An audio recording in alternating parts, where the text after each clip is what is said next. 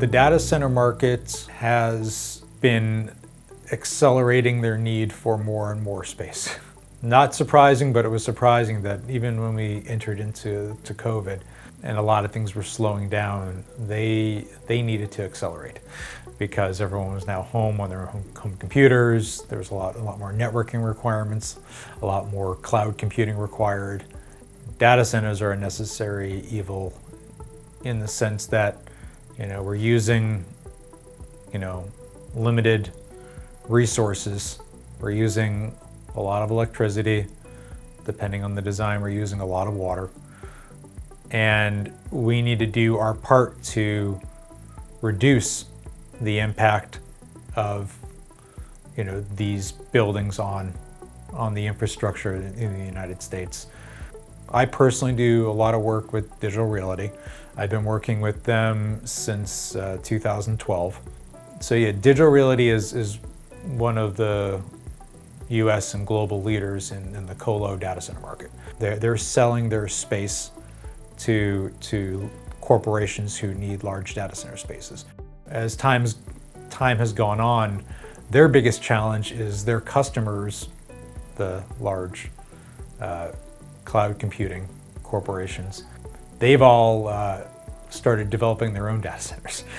And so where companies like Digital Realty used to be the go-to company for a lot of these needs, the same people that were their customers are kind of now, not exactly their competitors, but kind of pulling that same work in-house.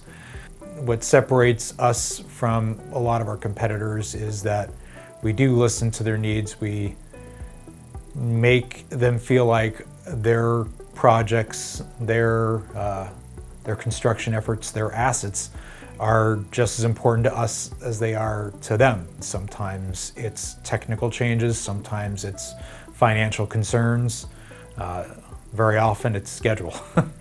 Those are our challenges because there's a cost associated with each one of those steps, and sometimes they're practical and sometimes we need to take more active steps to get them implemented. And for the steps that are not as practical because of cost, we need to at least pay attention to how they evolve over the years, because at one point they will become practical. Just we need to, pay attention to how technologies evolve. To a large degree, a lot of the companies we work with are taking their own large steps, trying to use less electricity, trying to use less water.